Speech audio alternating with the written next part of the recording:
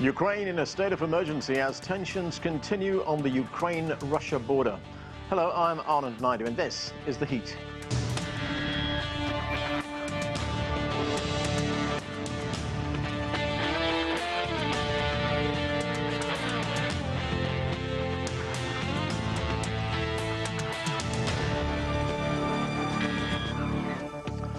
As the crisis in Ukraine continues, the United States, the European Union and other Western nations have placed sanctions on Russia.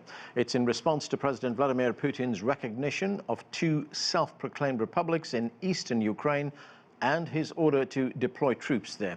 The United Nations General Assembly called for an urgent meeting to discuss the crisis.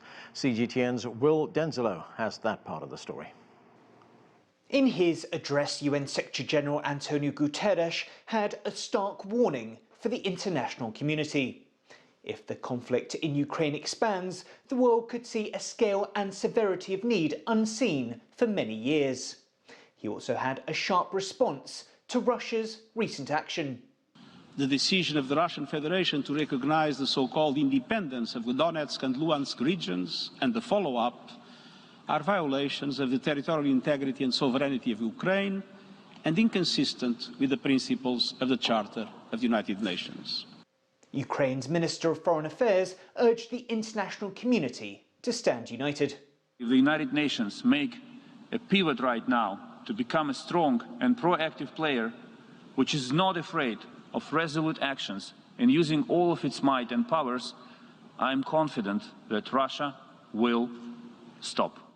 In a strong rebuttal, Russia's representative at the UN accused Kiev of being the aggressors in the Donbass region and for violating the Minsk agreement. Russia again blamed the US and its allies for failing to hold Kiev to account.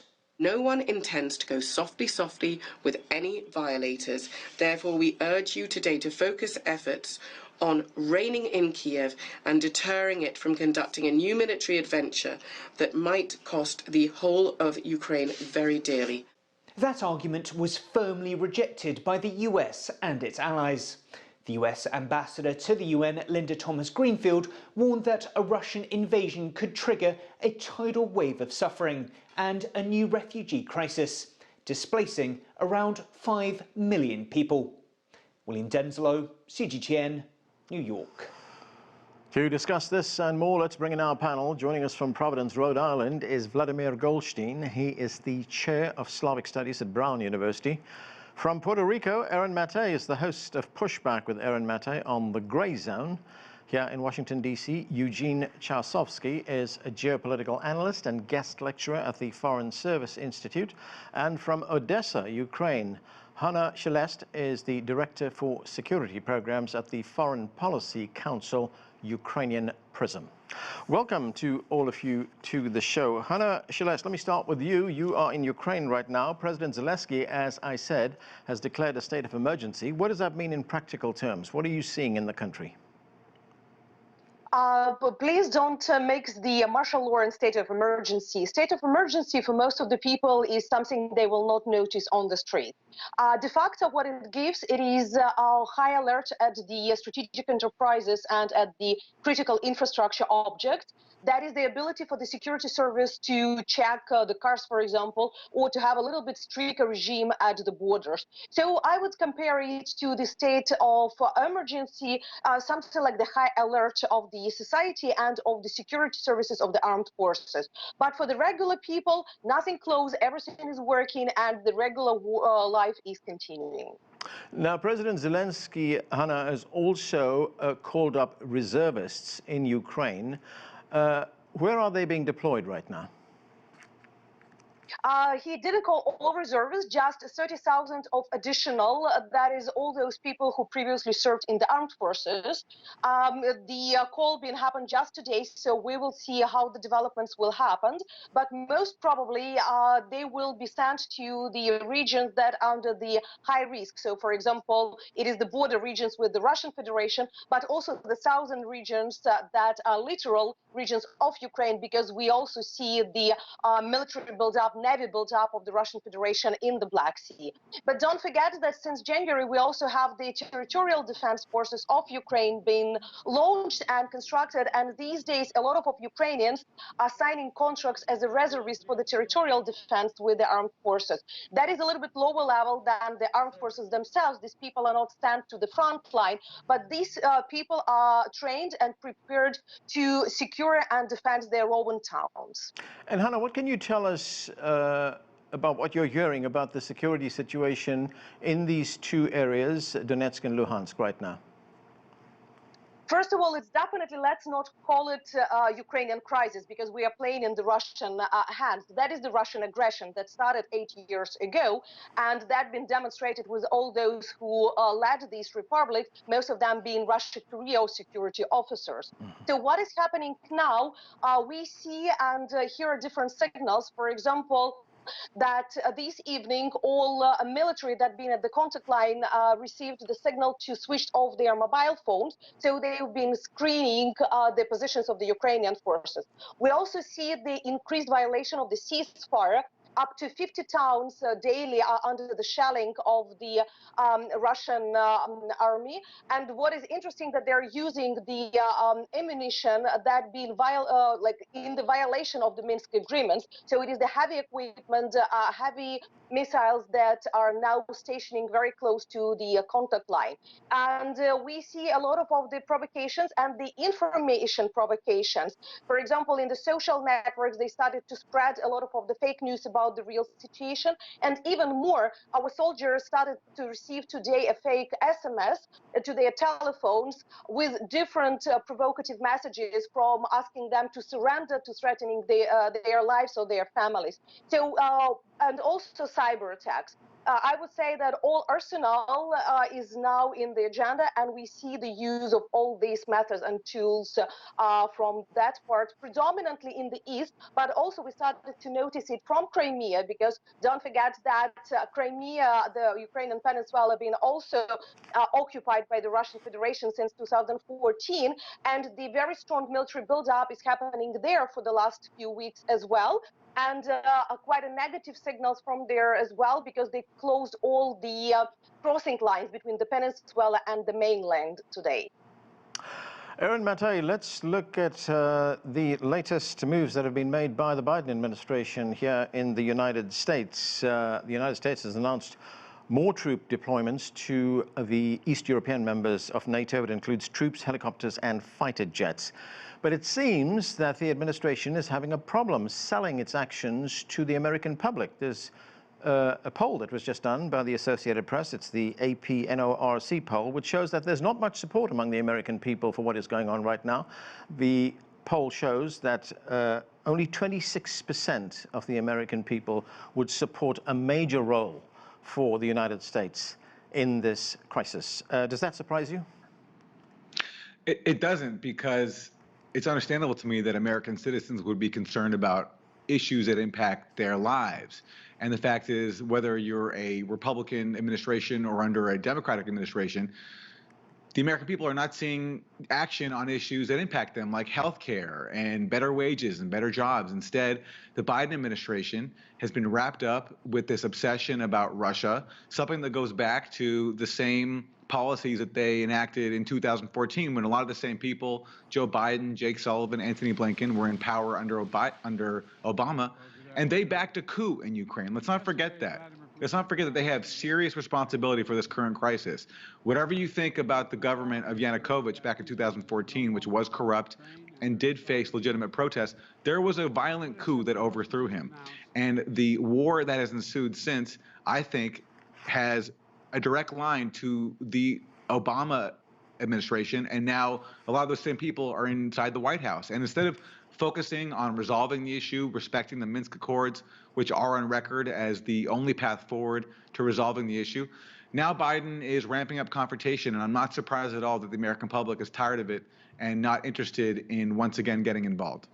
Right, and Aaron, the Biden administration, as well as the Europeans, they've imposed sanctions on Russia. Some other countries have as well. Australia, Japan are two others. It is having an effect all round, isn't it? I mean, here in the United States, we've seen gasoline prices, for instance, going up, and they're going up very sharply. It's at an 8-year high right now, and that's going to have a knock-on effect. It's going to push the prices of everything else going up. Do you think the Biden administration is sensitive to this, has factored this into what they're doing?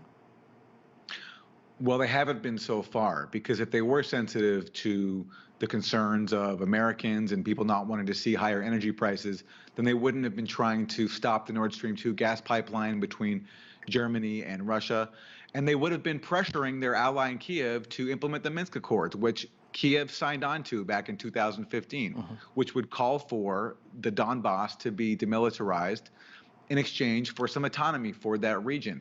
It's been clear from the start of the Biden administration that they're not interested in that, and they'd rather pursue this multi-year campaign to have a client state on Russia's borders, and even threaten to bring Ukraine into NATO, essentially putting yet another country in a hostile military alliance on Russia's borders, something that Russia has been saying for a long time. And there are cables about this written by William Burns, the current CIA director, back when he was the ambassador to Russia. In 2008, he warned that this was a red line for Russia, and that Russia felt as if NATO expansion continued to Ukraine, it would spark a conflict. It's exactly what's happening right now. Eugene, Chausovsky, as I said, both the European Union, of course the United States, the United Kingdom as well, and several other countries have imposed sanctions on Russia. The Russians, for their part, are saying that they are weighing how to respond to these sanctions. It's a bit of an impasse right now. Where do you see it going? Right. So the sanctions that we've seen the U.S. and EU roll out over the last day or two, I think is going to be part of a so-called phased approach, which is largely dependent on the further actions that Russia takes militarily. So far, the sanctions have been more or less in line with previous sanctions in terms of severity, things that Russia is very used to and has learned to live with. So I don't think these kinds of sanctions are going to deter Russia. Russia has said that it would impose some asymmetrical responses, but I think the key to watch on the sanctions front is if Russia moves in further into Ukrainian-held territory, which would really break the paradigm that we've seen up until now, both militarily and politically, then we could start to see the Western sanctions ramp up against Russia to perhaps unprecedented levels, perhaps even including things like a SWIFT cutoff or technology export controls, things of that nature. Russia has not dealt with that before, and that could create a much more unstable situation in Russia economically. And in that case, Putin will have to figure out how to respond to that situation. And Eugene, when you say the Russian response could be asymmetrical, what does that mean? Well, that's to be seen. But typically, Russia does not engage in exactly the same kind of sanctions responses that it receives from the West, just because it doesn't have that kind of economic leverage over the West. So in the past, that's led to hybrid responses out of Russia. It could be in the economic realm, it could be political, it could be cyber attacks, things of that nature. Again, we'll have to see the extent to which the military action takes place to see the severity of those responses. But Russia has made clear that it's not going to be just Ukraine, but also the US and EU countries that could be vulnerable in the event of such an action. Vladimir Golstein, let's look at the situation as it stands right now. So President Putin has announced, he made that declaration, that he will recognize these two self-proclaimed republics in eastern Ukraine. He also said that Russian troops could be sent into these areas to act as peacekeepers there. In response, the United States and its allies have imposed sanctions on Russia.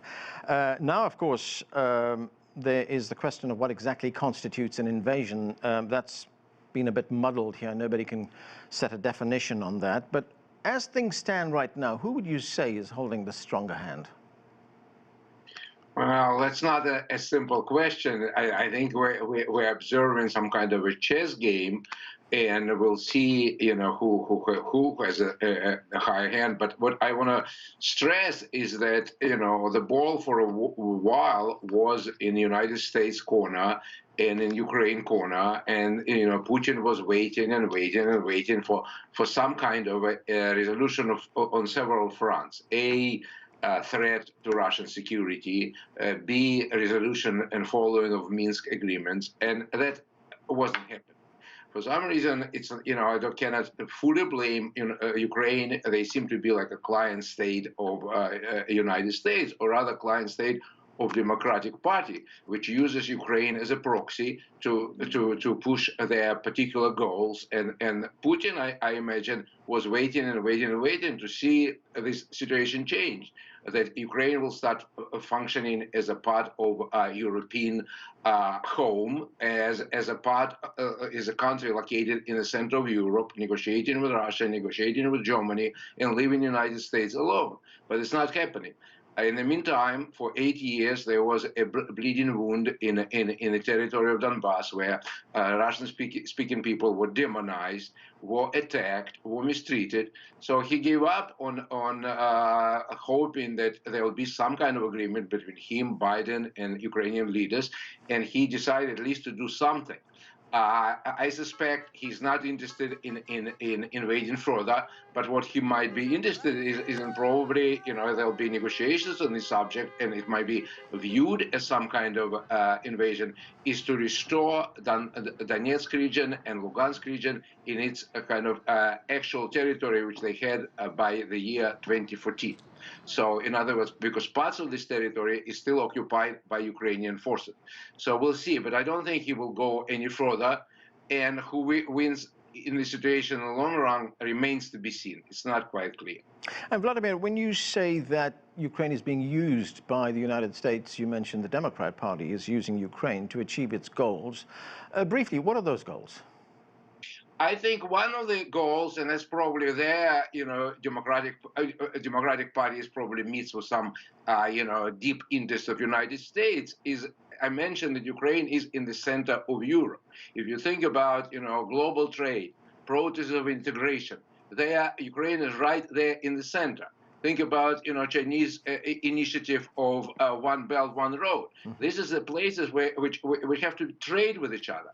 And the United States definitely feels threatened by that. So they're more than happy to put a wedge in the form of Ukraine right in between. The wedge between, the trading of Germany, of Russia, of China, and the whole Eurasian sort of continent. United States feel necessarily threatened. So on the one hand, it is kind of definitely like old venom of Democrats against Russia. But I think underneath it is concrete interest of, remember what NATO was all about? Mm-hmm. Keeping Russia out and Germany down. Now they also want to keep China out as well. That's how I see it. Hanna, Shelest, as we saw earlier on in the show, the Ukrainian Foreign Minister, Dmytro Kuleba, he addressed the United Nations General Assembly. Let's listen to another part of what he said at the General Assembly. Let's listen to this. I understand that some countries may think this is not our fight. We have to wait and see how it ends up. Some believe that we have excellent relations with Russia. Why should we put them at stake? But this is not about Ukraine. This is really about the destruction of the world order. So tough words, strong words there from the Foreign Minister, talking about the destruction of the world order. But to get back to a point that was mentioned a moment ago, do you think that Ukraine is actually caught in between superpower rivalry here? Absolutely not. And if you would allow me, I would like to respond to the several misinformation that been just told by the respective panelists, because definitely I've been quite shocked that after the 8 years of war, first of all, it being the feeling that they granted the Russian Federation the right to annex the territory of the sovereign state, the independent state that never attacked or been aggressive against Russians. First of all, I will start from the very end about the China. China is the biggest Ukrainian trade partner. The last year it been #1 as well as the previous one with a $19 billion of the trade, not speaking about other contracts and cooperation that we have. Mm-hmm. So definitely we can't say that China or One Belt, One Road initiative to which Ukraine joined have any difficulties in Ukraine. And I would say that many Ukrainian politicians welcomed last year the cooperation and increased economic cooperation with China. About the Russian-speaking population in Donbass, I'm Russian speaker. I'm speaking Russian language at home. Odessa city is predominantly Russian-speaking population.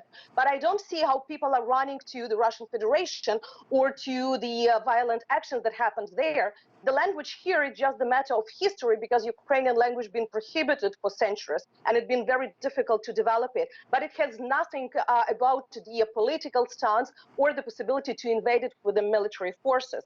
As well as the naming the Revolution of Dignity happened in 2014 as the coup. Coup is the illegal, and my co-panelist named it violent coup.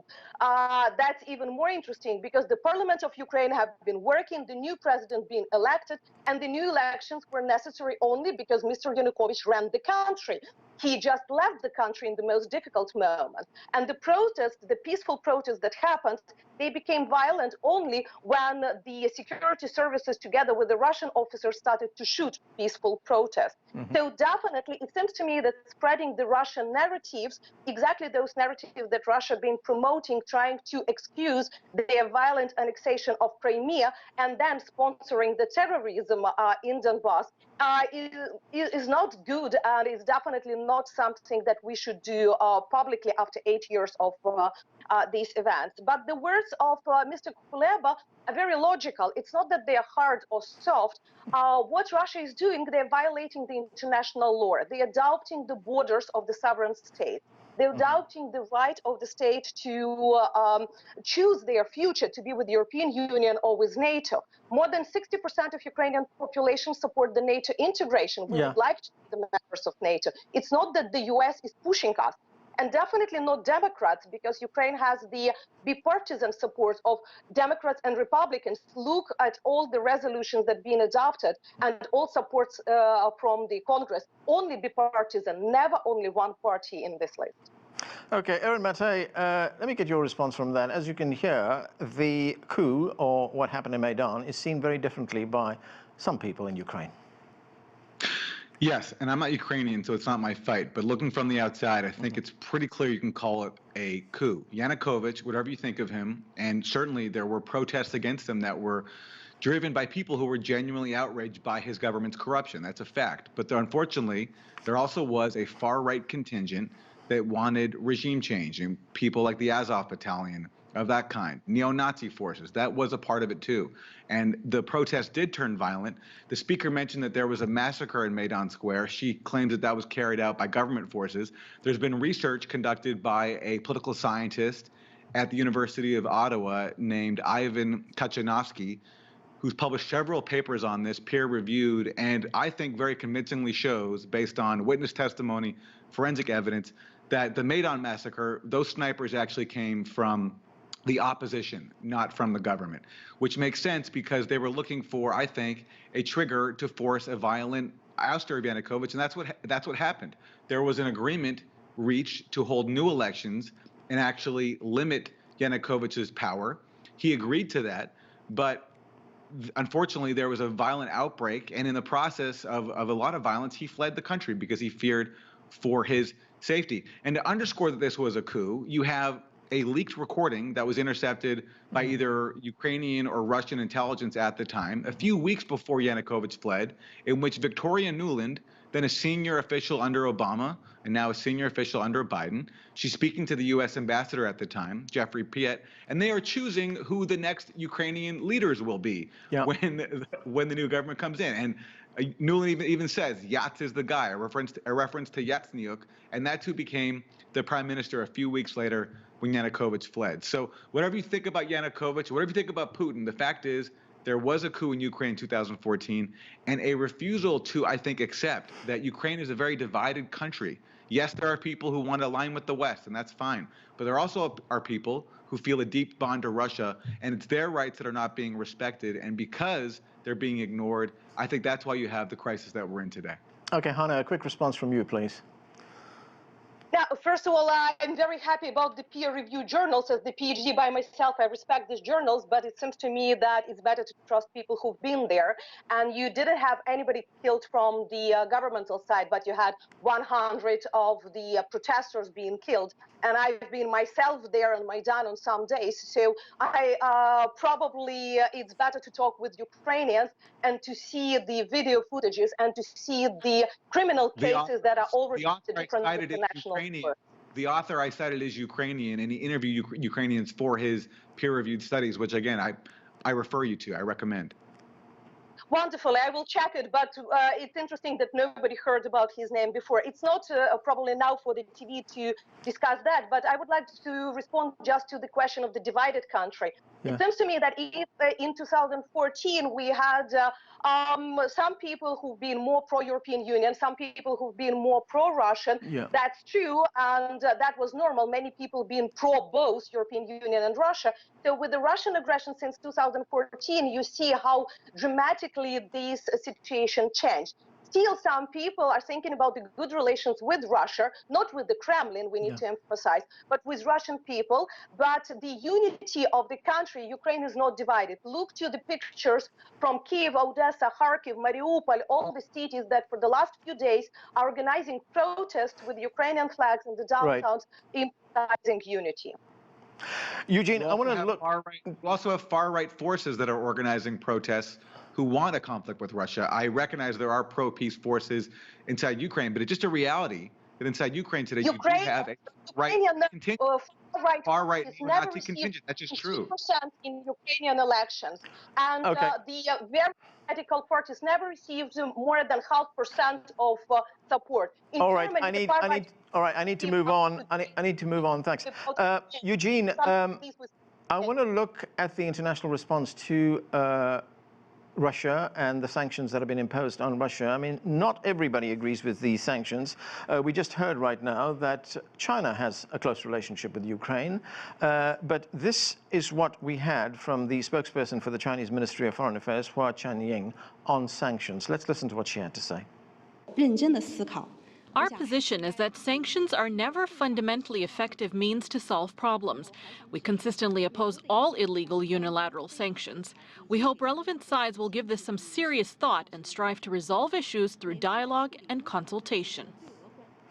So what do you make of that, Eugene? I mean, how significant is that Chinese view on sanctions? Right. Well, China is in a very challenging position, I think, when it comes to this potential conflict or current conflict as it's playing out, because as all of the speakers have mentioned, China has a close relationship economically with both Russia and Ukraine. Both countries are part of the Belt and Road Initiative, and both have positive relationships with China. The problem is, of course, that from Russia's standpoint, that is the China presents this alternative or potential supplement to worsening relations with the West. But I think the reality is that any kind of military conflict, especially a major one that would surpass what we've seen until now, would really have a negative impact on all countries involved. And so I think, it does seem to be that the diplomacy has exhausted itself, but I think there's still a chance for that to be averted, at least the worst case scenario. And that is where we have to leave it. We have run out of time. Thank you to all of you for being on the show. I'm Arnold Naidu in Washington, D.C. Thanks for watching.